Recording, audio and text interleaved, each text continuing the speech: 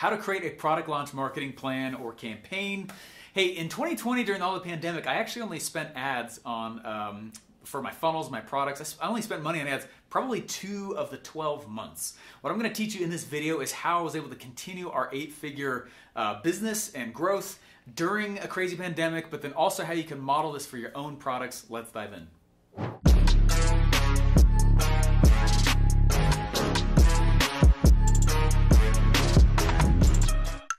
Okay, to start off, what is a campaign? We have to know right before I can even tell you how these 3 things are. I also want you to see like what a campaign actually is. So I bring this example up several times, but think about how Hollywood produces and announces one of their products or movies. They go out and they say, hey look, we've got this cool movie coming out, but they say it way in advance. And I'm going to talk about that just a little bit more. But I want you to no longer think that a campaign is a Facebook ad. It is my belief that, honestly, platforms like YouTube and Facebook are destroying the word campaign. Because a campaign does not mean money. It means attention.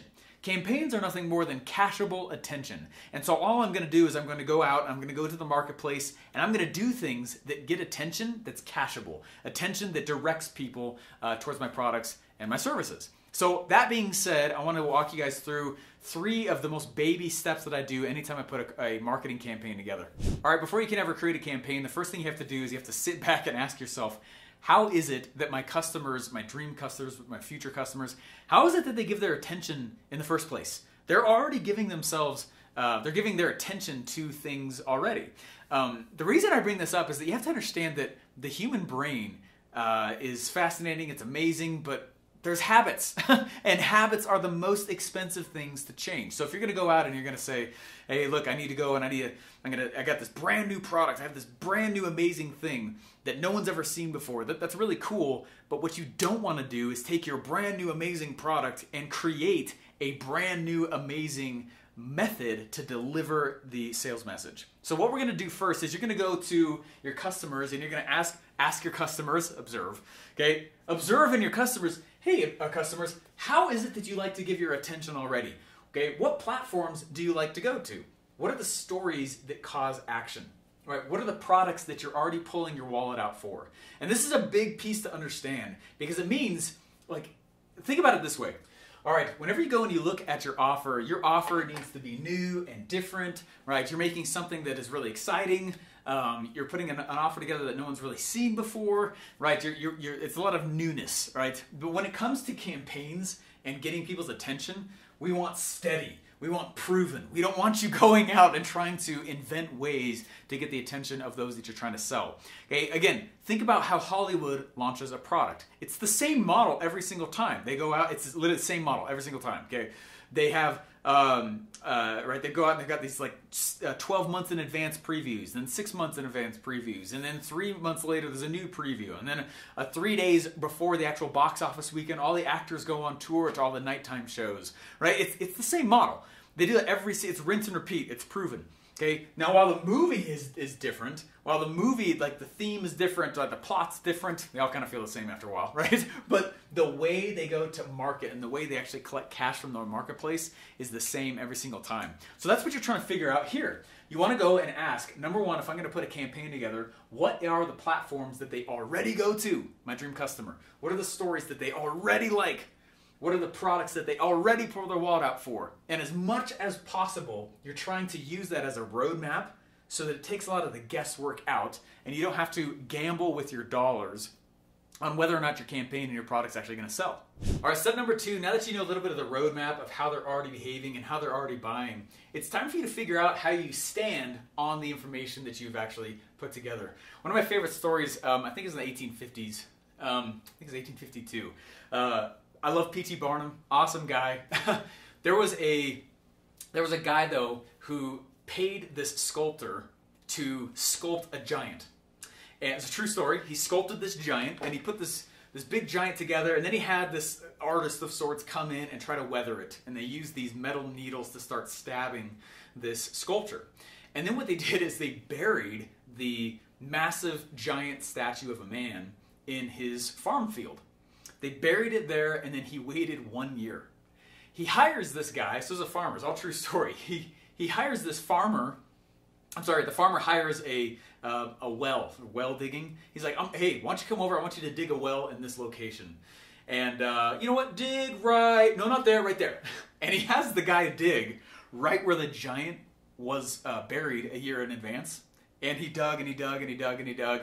And this dude finds this giant. He's like, oh my gosh, there's a massive giant sculpture inside your land. This is so crazy. And the guy was like, don't touch it. And he had the guy go put this big tent around it, and he charged the equivalent, I think, of like $5 per visit. And after a few weeks had gone by, he doubled the price. And all these people came, you know, just hauling in to see this massive giant, and it was buried there. And all these historians were like, that's clearly fake, like someone, right? So I bring this up because P.T. Barnum saw this, and he was like, I want to buy that from you for, I think, $50,000. I think it was our time of their money. Anyway, the guy said no. And so he knew it was a fake. So P.T. Barnum went and created his own version. And he had a guy go create a giant statue replica. This is in museums still. In fact, I think I've seen it in the mall in New York, or in Manhattan. Right? And so he creates his own version of the giant and says, I have the real giant, that's a fake, when clearly both giants were fake. Well, the original farmer takes P.T. Barnum to court and says, this guy's saying that his is the real one when mine's the real one. And the judge looked at him and said, if you can swear that yours is also real, then you actually have a case here. And the guy just backed away. He's just like, Now, I bring that up for an interesting point. I'm not telling you to lie. I'm not telling you to trick or whatever. But this next principle is very, very key, okay? Because you have two options as a marketer. And P.T. Barnum definitely understood this. Your first option is that you can either create noise or you can align with noise. So you got two options. You can either create noise, you can create attention, and a lot of our world says red ocean, blue ocean, right? You've probably heard that phrase before. I'm going to create a blue ocean. The problem with creating a blue ocean is that you have to create a blue ocean. It's the equivalent of building a mall just so you can have a place to sell. That's hard. And I'll tell you, that's actually big E entrepreneurship, okay? That's like big boy entrepreneur. That's big, okay?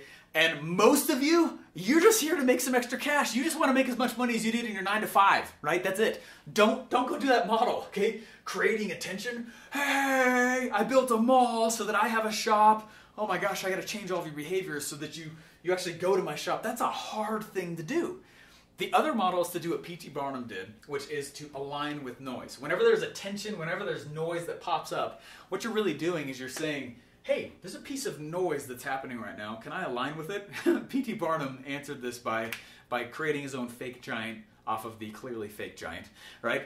But think about what's happening for you right now in your marketplace. There are things that are going on that are, and people are like, oh, there's all this stuff happening, and you can align with that. You can align with news stories. You can align with things that are happening out in the world. You can align with different product launches that are going on. One of my favorite things to align with and create campaigns around are other bigger players' events. And I'll have my own smaller event across the street the day before theirs. Right? Does that make sense? That I'm aligning with their efforts. That is more for small E entrepreneurship. Okay? You can make millions of dollars like this. And a lot of people who just want to go in, like, I gotta create a blue ocean. Don't do this model. Don't do it. Okay, it's hard. You got to be a master. You got to have A-level skills. You can have Z-level skills in this one and still make millions of dollars by aligning with people who have already done this piece of it.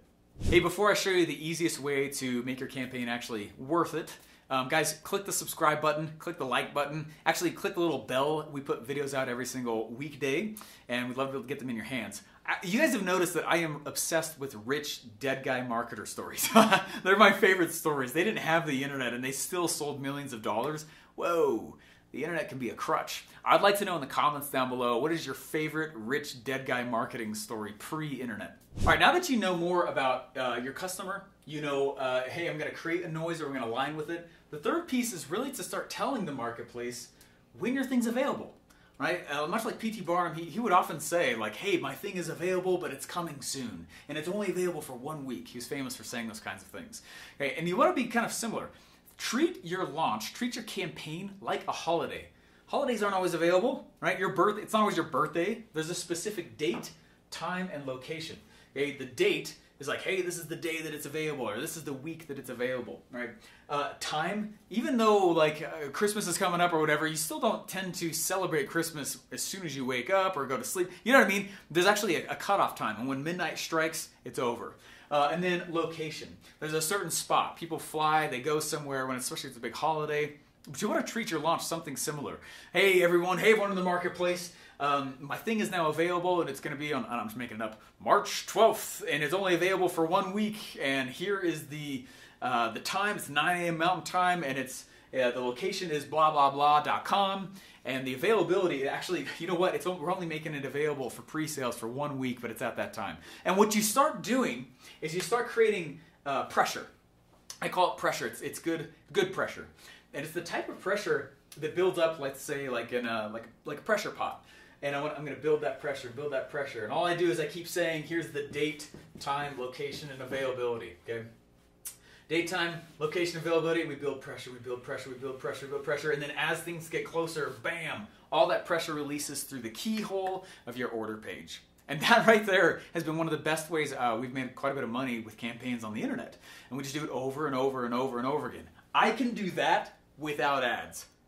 Now, I'm not saying to not do ads. I'm not saying don't do them. I'm saying that if you don't have money and you don't have a budget, this stuff you can totally pull off without money. That's how I started. I was broke.